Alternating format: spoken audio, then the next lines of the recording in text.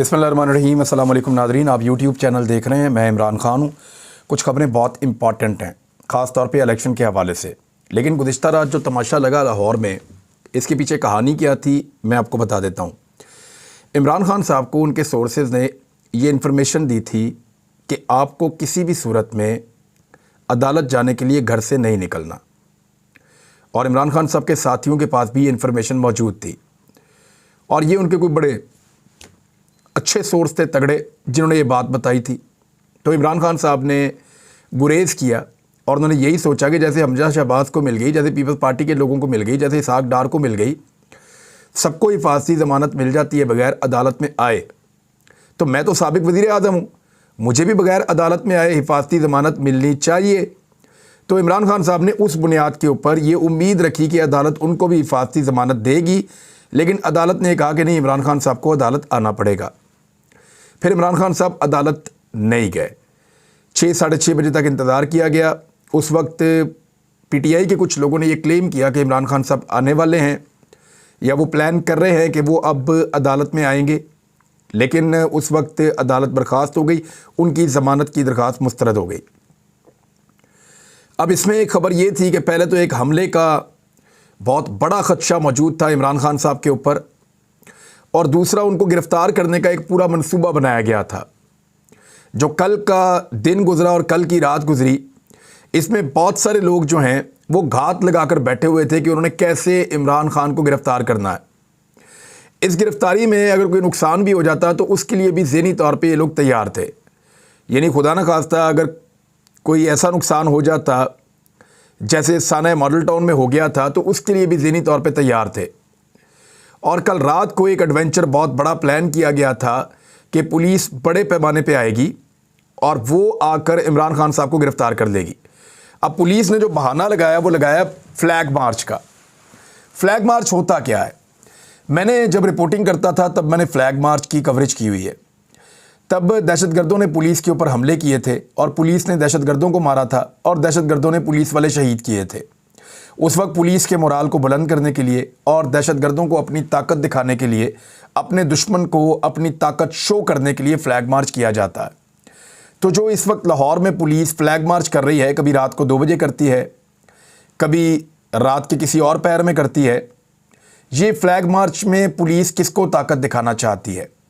Normally flag मार्च दुश्मन के ख़िलाफ़ होता है। और अब सवाल ये पैदा होता है कि क्या पंजाब की पुलिस इमरान खान को अपना दुश्मन समझती है? कुछ पुलिस वालों से हमारा राब्ता हुआ तो उन्होंने ये बताया कि उनके घर वालों ने उनकी मजम्मत की और मुलामत की है, और घर वालों ने ये कहा है कि अगर आपने इमरान खान को गिरफ़्तार करना है तो फिर आप इधर हमारे पास मत आइएगा, बल्कि फिर हमें भी गिरफ़्तार कर लें। इस किस्म की बातें पुलिस वालों को उनके घर वालों ने की है। वो बेचारे अपनी ड्यूटी तो कर रहे हैं, लेकिन पाकिस्तान के सबसे मकबूल लीडर को गिरफ़्तार करने की ड्यूटी उनको दी गई है। पुलिस की नफरी जमा की गई। मुबैना तौर पे इस्लामाबाद पुलिस भी मौजूद थी और पंजाब पुलिस भी मौजूद थी। बड़ी तादाद में गाड़ियाँ इकट्ठी की गई। फिर गाड़ियाँ चक्कर लगाती रहीं आसपास का, और वो जगह ढूंढती रहीं कि किस तरफ से वो दाखिल हों और कैसे वो अपना एक्शन करें। लेकिन फौरी तौर पे कारकुनों में ये खबर फैल गई और इमरान खान साहब के सोर्सेज ने पाकिस्तान तहरीक इंसाफ को ये आगाह कर दिया कि पुलिस रेड करेगी और इमरान खान को गिरफ़्तार करने की कोशिश करेगी, या कोई ड्रामा लगेगा। अच्छा, इसमें दो जो हैं वो चीज़ें उनकी नज़र में थी कि दोनों में से कोई एक चीज़ वो अचीव कर लेते। नंबर 1 तो इमरान खान को गिरफ़्तार करना चाहते थे, लेकिन जिस तरीके से लाहौर वाले निकले हैं, लाहौरियों ने साबित किया है कि वो ज़िंदा दिलाने लाहौर हैं। बहुत बड़ी तादाद में लोग अपनी गाड़ियाँ छोड़कर, मोटरसाइकिलें छोड़कर, अपनी फैमिलीज़ के साथ पैदल चलते हुए, रुकावटों को हटाते हुए, गिराते हुए ज़मान पार्क की तरफ पहुँच गए। लोगों की तादाद इतनी ज़्यादा बढ़ गई कि पुलिस ने आगाह किया कि हम ये ऑपरेशन नहीं कर पाएंगे, मुमकिन नहीं है, क्योंकि लोग बहुत बड़ी तादाद में हैं, उनके जज्बात बहुत भड़के हुए हैं। तो यहाँ से इमरान खान को गिरफ़्तार करना ऐसे मुमकिन नहीं होगा कि आप आए और इमरान खान को उठाकर ले जाएं इतने सारे हज़ारों लोगों के बीच में से और किसी को कोई नुकसान ना हो। ये लोग ना सिर्फ अपना नुकसान करवाने के लिए तैयार हैं, बल्कि ये उल्टा नुकसान दे भी सकते हैं, क्योंकि लोग इमरान खान के पीछे दीवानों की हद तक कुर्बानी देने के लिए तैयार हो चुके हैं। और इमरान खान साहब ने लोगों से हलफ लिया है हकीकी आज़ादी की लड़ाई के लिए। देखिए, अदालत से ज़मानत मिले या ना मिले, पाकिस्तान की आवाम ने इमरान खान को ज़मानत दी हुई है कि हम आपके साथ हैं, और इसी बुनियाद पे इमरान खान साहब इलेक्शन मांगते हैं। अब कल लाहौरियों ने साबित किया कि वो मजबूत लोग हैं, वो जिंदा दिलाने लाहौर है, और उन्होंने पुलिस को पसपा किया। दूसरा जो पुलिस के दिमाग में और हुकूमत के दिमाग में चीज़ थी कि किसी तरह भी इस हुजूम की और पुलिस की कोई झड़प करवा दी जाए, और झड़पों के नतीजे में पुलिस की गाड़ियों पे कुछ शीशे वीशे टूट जाएं, कोई एक दो गाड़ियों को आग लग जाए, तो इन मनाजिर को लेकर दोबारा से दहशतगर्दी के मुकदमे दर्ज किए जाए, और फिर एक बड़ा ऑपरेशन प्लान करके सुबह सुबह के वक्त जो जमान पार्क के बाहर कैंप्स लगे हुए हैं और जो गाड़ियां खड़ी हुई हैं उनको हटाने का काम किया जाए, और मजीद फोर्स को भी बुलवाया जाए। ये दूसरा प्लान भी नाकाम इसलिए हो गया कि कारकुनों ने जो कल रात एहतजाज किया वो बड़ा पुरअमन किया, और वो अपनी जो मखसूस जगह हैं वहाँ तक महदूद रहे, और उन्होंने किसी भी जगह पर पुलिस के साथ तशद्दुद या लड़ाई करने की कोशिश नहीं की, लड़ाई को इंस्टिगेट नहीं किया, किसी मामले में पहल नहीं की। वो सिर्फ वहाँ पे दिफा के लिए आए थे और इमरान खान की हिफाजत के लिए आए थे। इमरान खान साहब को जिस मुकदमे में गिरफ्तार करना चाहते थे वो ये है कि पाकिस्तान तहरीक इंसाफ के कुछ कारकुनों ने इलेक्शन कमीशन ऑफ पाकिस्तान के दफ्तर के बाहर नारेबाजी की और एहतजाज किया। अब इस पे दहशतगर्दी का पर्चा इमरान खान पे हो गया, हालांकि वो वहाँ मौजूद ही नहीं थे। असद उमर पे हो गया, हालांकि वो वहाँ मौजूद ही नहीं थे।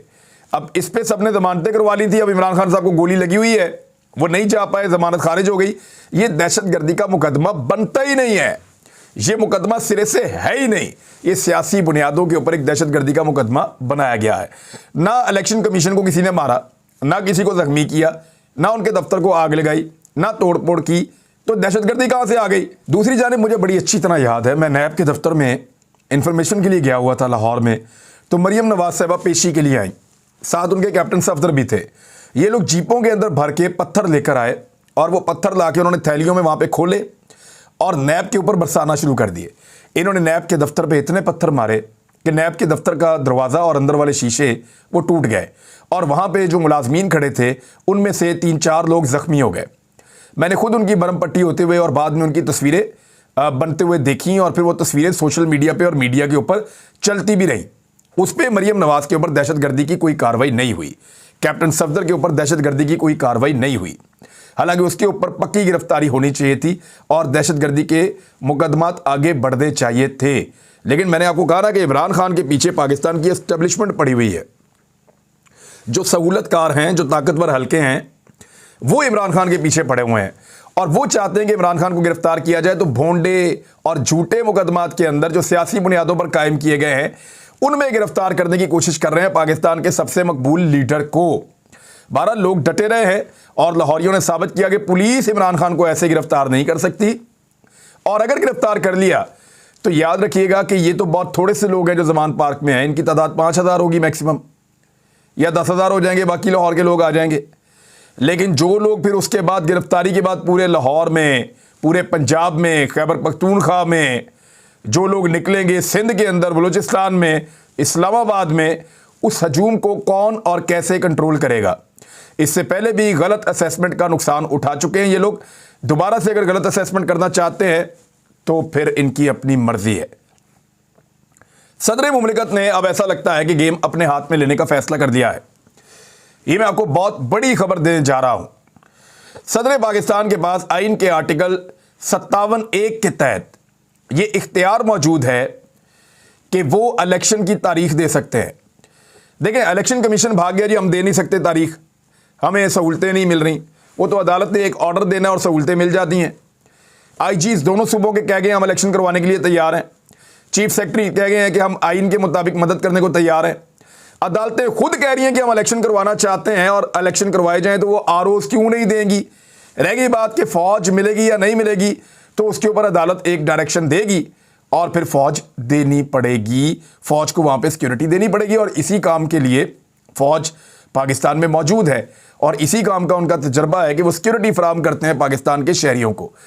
तो सदर मुमलिकत के पास आइन के आर्टिकल 57(1) के तहत जब सारे के सारे मुकर गए हैं, गवर्नर भी, इलेक्शन कमीशन भी, सारे के सारे, तो फिर सदर पाकिस्तान अपना आइनी इख्तियार इस्तेमाल कर सकते हैं। उनके पास सेक्शन 57(1) के तहत इंतखाबात के हवाले से मुशावरत करने के लिए उन्होंने दावत दे दी है, बुलवा लिया है chief election commissioner Sikandar Sultan Raja को। 20 फरवरी को ऐवान सदर में बुलाया गया है और सदर मुमलिकत ने दोबारा खत लिखा है इलेक्शन कमीशन को और इस मरतबा उन्होंने मुशावरत के लिए बुला लिया है। खत के मुताबिक एक्ट के तहत सदर मुमलिकत आम इंतखाबात की तारीख या तारीखों का ऐलान कमीशन से मुशावरत के बाद करेंगे। जो कानून है वो ये कहता है कि अगर सदर ने इलेक्शन की तारीख का ऐलान करना है तो वो इलेक्शन कमीशन के साथ मुशावरत कर लें और जो तारीख तय हो जाए उसके ऊपर वो इलेक्शन का ऐलान कर दें। तो इस तरह जो तयशुदा तारीख है उसमें इलेक्शन का ऐलान हो जाएगा और फिर पाकिस्तान इलेक्शन की तरफ बढ़ेगा। बाकी सबको खुद ही आइन के मुताबिक सहूलत फराहम करनी पड़ेगी। खत में कहा गया है कि इस मामले में लाहौर हाई कोर्ट के फैसले और सुप्रीम कोर्ट के हालिया मुशाहिदात जैसी कुछ अहम पेशरफ्त हुई है। सदर मुमलिकत ने इलेक्शन कमीशन की जानिब से बेहिसी पर नाराजगी का इजहार भी किया।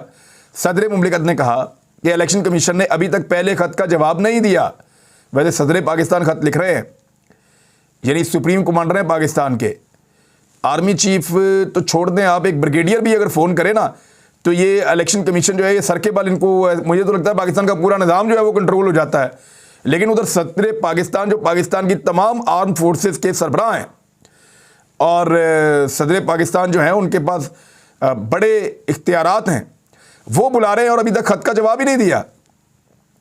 और उन्होंने कहा कि मैं बेचैनी से इंतज़ार कर रहा था कि कमीशन अपने आइनी फ़राइज़ का एहसास करेगा और इसके मुताबिक काम करेगा। अहम मामले पर इलेक्शन कमीशन के अफसोसनाक रवैये से इंतहाई मायूसी हुई है। सदर मुमलिकत ने कहा कि आइन के तहफ़्फ़ुज़ और दिफा को अपनी आइनी जिम्मेदारी का एहसास करते हुए चीफ इलेक्शन कमिश्नर को अपने दफ्तर में इलेक्शन पर मुशावरत के लिए हंगामी मुलाकात के लिए मदऊ करता हूँ। अगर चीफ इलेक्शन कमिश्नर नहीं जाएगा ना तो ये मामला भी अदालत में जाएगा कि अदालत बुलाती है, वहाँ चला जाता है, सदर मुमलिकत बुला रहे हैं, वहाँ जाता क्यों नहीं है और सदर मुमलिकत की जाकर बात सुने। सदर मुमलिकत के पास आइनी इख्तियार है, वो वहाँ पे मुशावरत कर लेंगे और वो ये कहेंगे कि भाई कोई मसला ऐसा नहीं है, आईजी कह चुके हैं, बाकी लोग कह चुके हैं, चलो इलेक्शन करवाते हैं, तो फिर इनको इलेक्शन में जाना पड़ेगा। दूसरी जानिब जुमे वाले दिन आपको पता है कि PMLN के लिए अच्छी खबरें नहीं आती। सुप्रीम कोर्ट ने रिमार्क्स भी दिए हैं और CCPO लाहौर जो गुलाम महमूद डोगर हैं उनको उनके ओहदे के ऊपर बहाल कर दिया है। बादियों नज़र में गुलाम महमूद डोगर का हुक्म कानून के बरखिलाफ़ था, यानी उनकी जो ट्रांसफ़र की गई है वो कानून के बरखिलाफ़ था।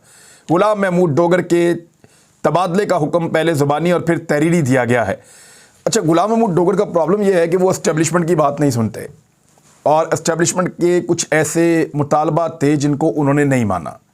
मैं आपको अगेन बता रहा हूँ कि गुलाम महमूद डोगर का प्रॉब्लम शायद सियासतदानों के साथ उतना सीरियस नहीं है। वो पाकिस्तान की एस्टेब्लिशमेंट की बात नहीं सुनते। वो जो मैं बात करता हूँ ना कि एस्टेब्लिशमेंट के गंदे कपड़े पाकिस्तान की पुलिस धोती है और अपने कपड़े गंदे करवा लेती है। सारे गंदे काम एस्टेब्लिशमेंट के पुलिस से करवाए जाते हैं, लेकिन पुलिस के अंदर बहुत कम लोग हैं जो एस्टेब्लिशमेंट को ना बोलते हैं और ये जुर्रत रखते हैं। गुलाम महमूद डोगर उन अफसरों में से एक है और उन्होंने बहुत दफ़ा इनकार किया है और एस्टेब्लिशमेंट की बात नहीं सुनी है। एस्टेब्लिशमेंट उन्हें पसंद नहीं करती तो फिर आप देखें जैसे ही निगरान हुकूमत आई उनको फौरी तौर पे ओहदे से हटा दिया गया।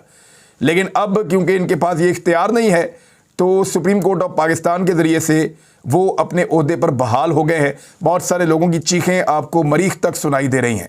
इंतखाबात 90 दिन के अंदर होंगे, सुप्रीम कोर्ट ने एक मरतबा फिर ये कह दिया है।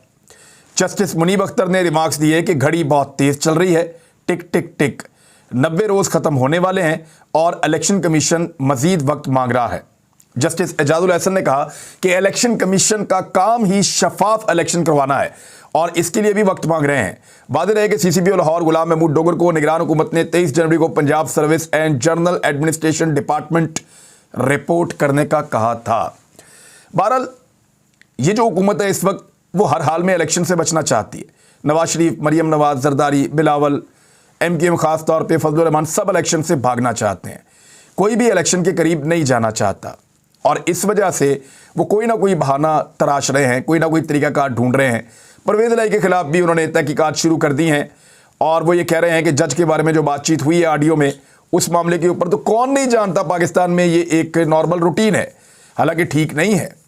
परवेज़ इलाही साहब के अपने मामलात इतने क्लियर नहीं है, ना मुनस इलाही के मामलात इतने क्लियर हैं, लेकिन इसके बावजूद एस्टेब्लिशमेंट की अगर वो दोनों बात मान लेते और दोनों बाप बेटा एस्टेब्लिशमेंट के पपेट बन जाते तो फिर इनके खिलाफ कोई कार्रवाई ना होती, इनके खिलाफ केसेस भी ना खुलते और इनके खिलाफ मुकदमात भी ना बनते और पूरे निज़ाम को कंट्रोल करके इनके हाथों में दे दिया जाता। लेकिन नाज़रीन, बाकी जमातों के साथ साथ अब MQM ने भी फरार का रास्ता इख्तियार कर लिया है, तो फिर इमरान खान साहब के लोगों को क्या फ़ायदा हुआ डी-सीट करने का या उनके इस्तीफे मंजूर करने का, अगर उनके मुकाबले में किसी ने इलेक्शन लड़ना ही नहीं था तो। यानी मैदान पूरा का पूरा इमरान खान के लिए खाली छोड़ दिया गया है। पीपल्स पार्टी भाग चुकी है। MQM ने भी अब ऐलान कर दिया है कि कौमी असम्बली के ज़िमनी इंतखाबात हम नहीं लड़ रहे PTI के ख़िलाफ़। MQM का कौमी असम्बली के ज़िमनी इंतखाबात ना लड़ने का इम्कान है, ताहम हतमी फ़ैसले का ऐलान राब्ता कमेटी में राय लेने के बाद किया जाएगा। मुझे लगता है कि MQM भी भाग जाएगी और उनके भागने के कभी इम्कानात हैं, क्योंकि इन इलेक्शंस को जीतना उनके बस से बाहर है। कोई भी जमात अपनी रेपुटेशन ख़राब नहीं करना चाहती है इलेक्शन से बिल्कुल पहले, क्योंकि ये ज़िमनी इंतखाबात इमरान खान साहब के बंदे जीत कर आ जाएंगे। अगर 1-2-3 हार भी गए, कोई धांधली कहीं पे हो गई, कोई गेम पड़ गई, तो वो एक अलग बात है। लेकिन ज़्यादा सीटें पाकिस्तान तहरीक इंसाफ जीत कर वापस कौमी असम्बली में आ जाएगी और अपना अपोजिशन लीडर भी मुकर्रर कर देगी। लिहाजा अब MQM ने भी दौड़ लगा दी है। इससे पहले बाकी सारी जमातें भी भाग गई हैं, तो भागते रहिए। कब तक भागेंगे? सहूलतकार भी भाग रहे हैं, सियासतदान भी भाग रहे हैं, पूरा निज़ाम भाग रहा है, सारे माफियाज भाग रहे हैं और इमरान खान उन्हें घसीट घसीट कर इलेक्शन की तरफ लेकर जा रहा है। अब तक के लिए इतना ही। अपना ख्याल रखिएगा, अपने चैनल का भी। अल्लाह हाफ़िज़।